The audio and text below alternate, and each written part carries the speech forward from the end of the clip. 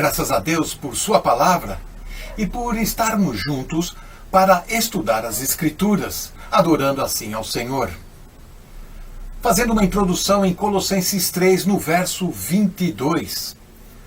Vós, servos, obedecei em tudo a vossos senhores, segundo a carne, não servindo só na aparência, como para agradar aos homens, mas em simplicidade de coração, temendo a Deus.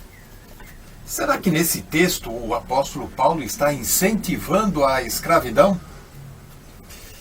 Muitos querem ler nesta passagem algo como: levante-se, reivindique seus direitos. Pessoas que estão insatisfeitas com seu emprego, com seu trabalho, e querem protestar, querem se manifestar. Nós vamos ver o que esta passagem quer nos ensinar e como podemos aplicá-la em nossas vidas.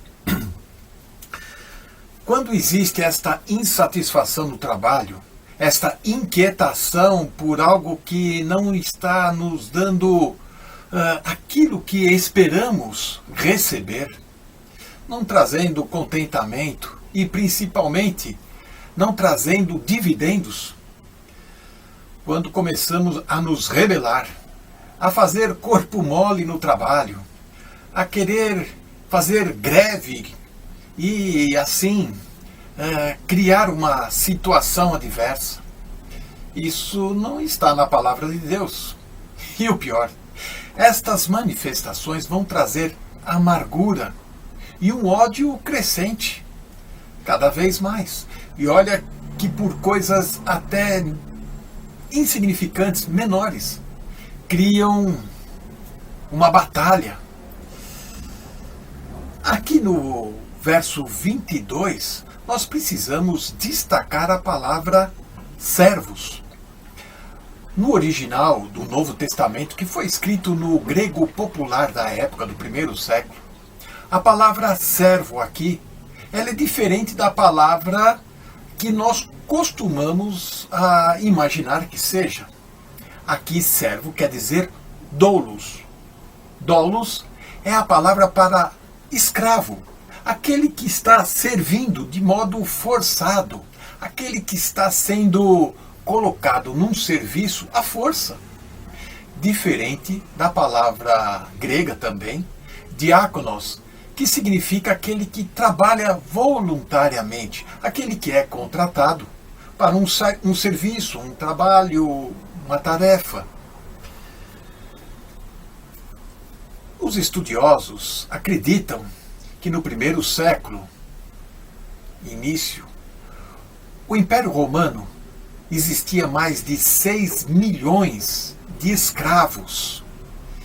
E isso podemos até levar em conta que muitos destes estavam dentro das igrejas, que estavam começando. Mas precisamos considerar as condições para a escravidão daquela época, um pouco diferente da escravidão que aconteceu na América no século XVII, século XIX. Veja que Paulo ele tem que lidar com este assunto e tem que saber administrar esta questão para não ofender, não ferir e nem empolgar as pessoas. Mas como um escravo era mantido na época, como as coisas aconteciam? Bom, esses escravos eles eram adquiridos por conquistas de territórios, de guerras entre nações, e eles eram considerados despojos, conquistados legitimamente. E assim, estes escravos, estes povos dominados, eram colocados no mercado para serem vendidos. E assim, estes mercados com escravos havia um tráfico grande, não só para aquela nação que venceu uma guerra, mas principalmente para fazer um câmbio, uma troca, para fazer negócio com aquelas pessoas ou nações vencidas. Mas o que chama atenção para nós é que ainda havia uma outra razão para ser escravo naquele tempo. E principalmente entre os hebreus. Quando estes serviam de escravos numa condição para saldar dívidas. Exatamente. Quando um hebreu que tinha o seu negócio, que tinha suas terras e não conseguia mais dar produtividade, saldar a sua dívida com credores, o judeu, o hebreu, ele imediatamente decretava aquele proprietário de terras, ou mesmo aquele que tinha uma oficina ou um comércio, decretava falência, pois ele não conseguia pagar os seus compromissos. E ninguém naquela época, como hoje, vai querer empenhar as suas economias num negócio imprudente, ou pior ainda, num negócio que de repente é incerto e o retorno não é garantido.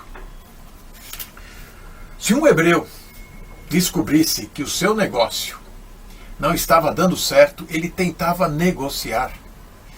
Mas, sendo notado e percebido pela sociedade da época que aquele negócio, aquela terra, aquela oficina estava com dívidas, ele seria decretado falido.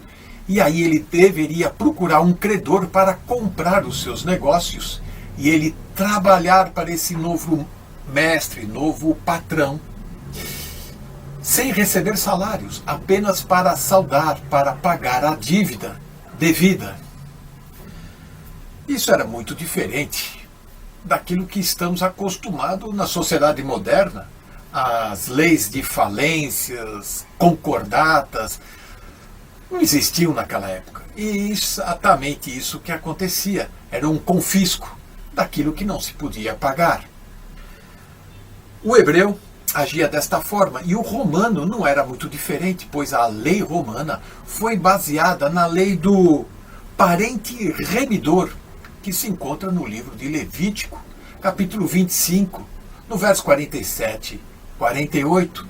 O parente remidor é uma figura que nós encontramos no Antigo Testamento, uma tipologia de Cristo, aquele que vai pagar, saldar uma dívida que nós jamais vamos conseguir pagar. E os romanos conseguiram adaptar esta lei do parente remidor para o seu sistema de leis também. Nós podemos ilustrar este fato com que o Senhor Jesus ensinou sobre comparando o reino de Deus. Em Mateus, no capítulo 18, no verso 23, 24 e 25, nós vamos ver que o Senhor está pregando o evangelho do reino e comparando o que seria então o reino de Deus.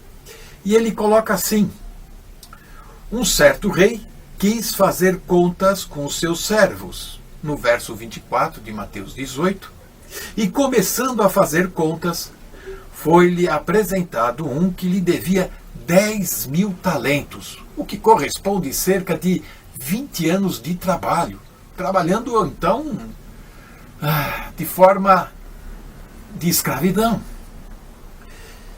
E não tendo ele como pagar o seu senhor, mandou que ele e sua mulher, seus filhos, fossem vendidos com tudo quanto tinha, para que a dívida se lhe pagasse.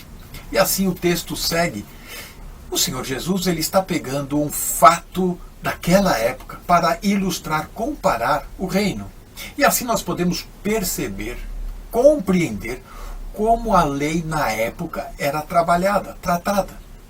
Existiam muitos escravos ecléticos, inteligentes, esclarecidos, que outrora fora um grande empresário, um grande agricultor, mas por suas dívidas e não conseguindo pagar os seus credores, acabou tendo que ser vendido como escravo para saldar as suas dívidas. Mas Em Colossenses, do verso 22 até 24, nós vamos encontrar 4 vezes o apóstolo deixando claro que temos que servir fielmente ao Senhor. Na primeira carta aos Coríntios, no capítulo 7, no versículo 21 e 23, Paulo deixa claro que ele nunca incentivava a escravidão. E ainda dizia, se você tiver oportunidade, ó servo, de ser livre, tinha que tirar vantagem desta situação. Porém, se ele tinha tempo a cumprir no cativeiro para saldar uma dívida, ele não devia pensar em liberdade, mas sim em trabalhar. Porque aquele que é chamado no Senhor sendo servo, é livre. Diz 1 Coríntios 7, 23. E o homem livre, sendo chamado no Senhor, da mesma forma, é aquele que se torna servo de Cristo. O escravo, tanto quanto o seu mestre, o seu senhor ou o seu patrão, nenhum é mais do que o outro, nenhum homem é mais que o outro homem, mas todos devem servir a Cristo, pois foi este Cristo, este Senhor de fato, que os comprou com seu sangue lá na cruz do Calvário. Portanto, o trabalho que eles devem fazer é para glorificar o Senhor, e não para ser vistos pelos homens. Esta foi apenas uma pequena introdução do que vamos ainda falar mais sobre este assunto, pois tudo o que fizermos tem que ser feito para a glória do Senhor. Que Deus nos ajude. Amém. Cá estamos nós de volta ao estudo bíblico na carta aos Colossenses, agora no capítulo 13 e versículo 22. Vamos passar para o versículo 22. Mas como sempre, mando daqui um grande abraço para todos vós e sempre com aquele desejo de que o Senhor seja glorificado em todas as coisas, especialmente na exposição da sua palavra, e que de facto as vossas almas possam ser verdadeiramente edificadas, vossas e nossas. Em Colossenses 3:22, nós lemos assim: vós, servos, obedecei em tudo aos vossos senhores, segundo a carne, não servindo só na aparência, como para agradar aos homens, mas em simplicidade de coração, temendo a Deus. A palavra servos aqui, sobre a qual o irmão Alberto já falou na intervenção dele, é usada 125 vezes no chamado Novo Testamento, não tendo nada a ver com o servo que é salarialmente pago, mas com o escravo, como ele também explicou. Naquele tempo havia escravatura, e alguma daquela escravatura era legítima, como também o nosso irmão Alberto explicou. É interessante notar que o chamado Novo Testamento não proíbe expressamente a escravatura. E também é importante ver que o Evangelho nunca instiga a revolta. Mas é notável, também, e não menos, verificar que, onde quer que o Evangelho chegue, a escravatura é erradicada e é eliminada. É impressionante, não é? Sem força, sem violência, sem revolução. É impressionante a ação do Evangelho na alma humana. Quando um homem, como vimos o nosso irmão Alberto falar, e à falência, quando ele ia à insolvência, à bancarrota, as leis de então, na altura, não eram tão brandas e tão frouxas como as que existem hoje. Um indivíduo nessas circunstâncias tinha que se vender como escravo, de modo ao seu senhor pagar a sua dívida. E ainda havia outras formas, como também ouvimos, outras formas dos escravos serem adquiridos. Por vezes os senhores eram muito cuidadosos e atenciosos relativamente aos seus escravos. Eram mesmo delicados. Basta ver, por exemplo, o caso de Onésimo e de Filémon, que nós lemos nas Escrituras, na carta a Filémon. Filémon, que era senhor de Onésimo. Eles davam-se muito bem, até que finalmente algo aconteceu e Onésimo fugiu. Alguns senhores eram muito atenciosos e gentis. Outros, é claro, eram brutos e maus. É impressionante o espaço que Deus reserva na Bíblia aos escravos. Isto não é sem significado. Mostra que, independentemente do quão baixo possa ser o estatuto ou o extrato social da pessoa, ela pode subir aos mais altos patamares na vida cristã.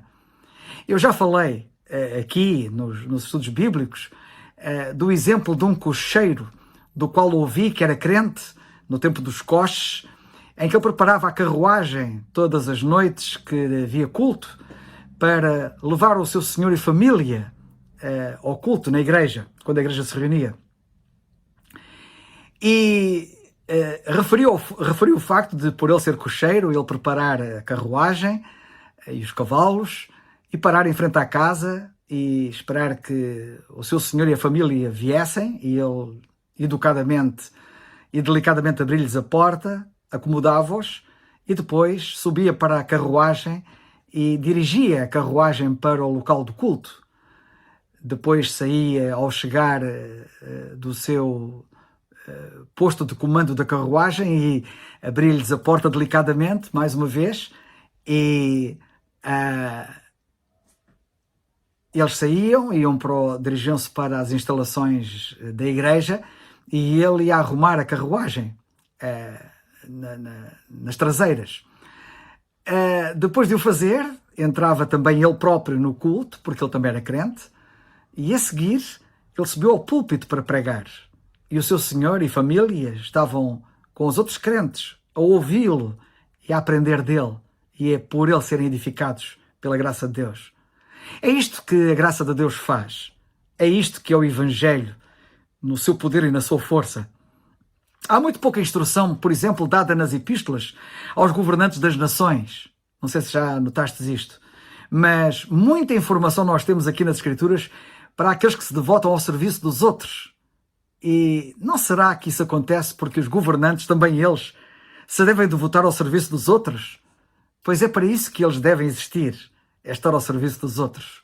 Que Deus os ajude e nos ajude a todos nós. É impressionante não perder de vista que os escravos, nos dias do apóstolo Paulo, recebiam muito pouca ou nenhuma consideração. Eram muito maltratados, de uma forma geral.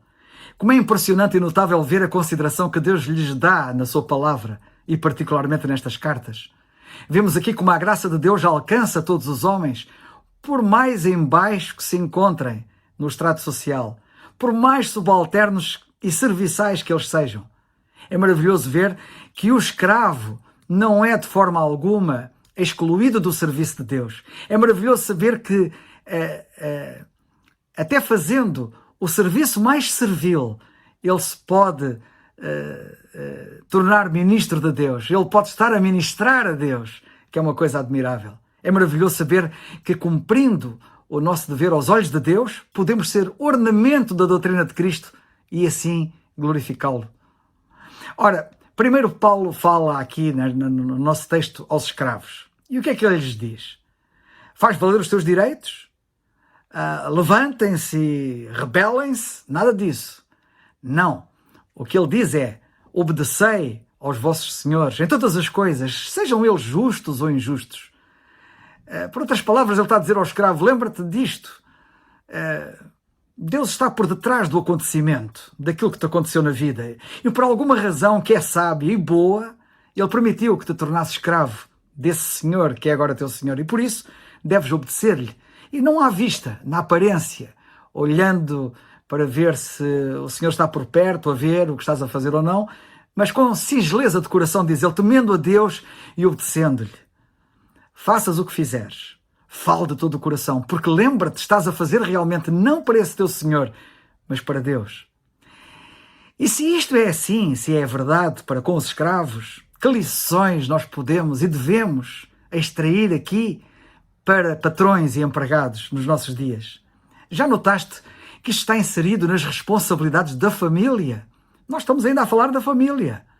Ainda que pensemos que nada disto tenha a ver com o lar, com a família, tem, e muito. Pois tudo emana do lar e tudo reflete-se no lar. Se nós tivéssemos lares melhores, teríamos ambientes de trabalho também melhores. E se nós tivéssemos ambientes de trabalho melhores, também teríamos lares bem melhores. Isto é um assunto para nós refletirmos seriamente, e pode ser que há alguns dos que participam no estudo queiram referir-se em relação a isto, que é muito importante. Este mundo é um mundo de aparência, como nós sabemos. Na primeira carta aos Coríntios, do capítulo 7 e versículo 31, o apóstolo Paulo diz: e os que usam deste mundo como se dele não abusassem, porque a aparência deste mundo passa. Ora, o apóstolo fala aqui na aparência deste mundo, e que ela passa. E nós gostamos tanto de estar identificados com o mundo, não é verdade? Que não deve acontecer. Também na sua aparência, o que é muito grave. Esquecendo-nos que a aparência, como diz aqui o apóstolo, passa. Ora, nós devemos viver para aquilo que é permanente e não para aquilo que é passageiro. Devemos viver para aquilo que é imutável, que é firme, que é duradouro, que é infindável, que é eterno. É isso que Deus espera de nós e não para aquilo que é aparente. É por isso que aqueles que vivem para o mundo vivem para algo efêmero. Que Deus nos ajude a todos nós. Infelizmente, muitos vivem de aparência, quer em casa, quer no trabalho, onde quer que estejam. Ora, no nosso texto o apóstolo Paulo diz que não devemos servir só na aparência. E depois ele pergunta, quando ele escreve aos Coríntios, na segunda carta, no capítulo 10 e versículo 7, ele pergunta: olhais para as coisas segundo a aparência? Paulo fala também em 2 Coríntios 5,12 dos que se gloriam na aparência e não no coração. Para além de já ser grave viver da aparência ou na aparência, ainda é mais grave haver quem se glorie na aparência. Que Deus nos livre disto. Paulo fala dos que, na carta aos Gálatas, no capítulo 2 e versículo 6, ele fala dos que pareciam ser alguma coisa. Diz ele assim: e quanto àqueles que pareciam, cá está a aparência, ser alguma coisa, quais tenham sido noutro tempo, não se me dá, Deus não aceita a aparência do homem. Deus não aceita a aparência do homem. Esses, digo, que pareciam ser alguma coisa, nada me comunicaram. É impressionante ver aqui que quem tem aparência nada tem a dar aos outros, nada tem a comunicar. Isto é um assunto sério para nós refletirmos, como princípio que está estabelecido neste versículo da palavra de Deus, repito, em Gálatas 2,6. Os que gostam de manifestar aparência e não realidade, nota bem o que Paulo diz na carta aos Gálatas, no capítulo 6 e versículo 12.